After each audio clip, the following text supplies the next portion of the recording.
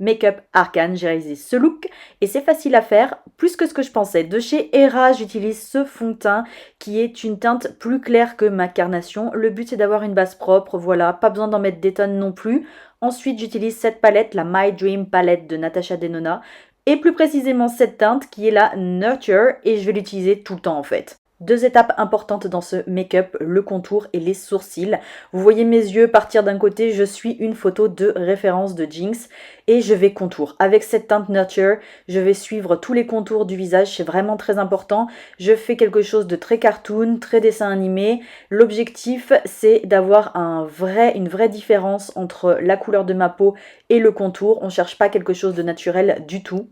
Je me concentre sur le nez, les yeux, le dessous de la bouche. Il y a une ombre très importante ici.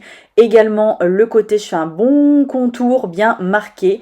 Et je vais également m'appliquer à faire la mâchoire pour avoir une zone bien délimitée entre le cou et la mâchoire. J'estompe avec les doigts, peu importe, ça n'a aucune importance. Et quelque chose que je ne fais jamais, je marque aussi le dessous du cou. Vous voyez avec et sans. Je retourne à My Dream Palette avec Aspiration, un fard un peu mauve. Je termine le make-up des yeux dans cette partie de la vidéo. Je vais surtout m'appliquer à faire sur le eye bag, donc la poche en fait inférieure de l'œil. Je la tire un petit peu vers le bas, j'exagère vraiment le côté marqué du dessous de l'œil.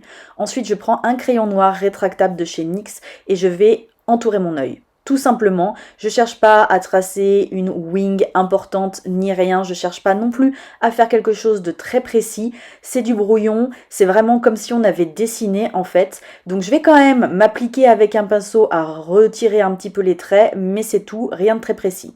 Je vous disais, deux étapes importantes dans ce make-up, le contour et les sourcils.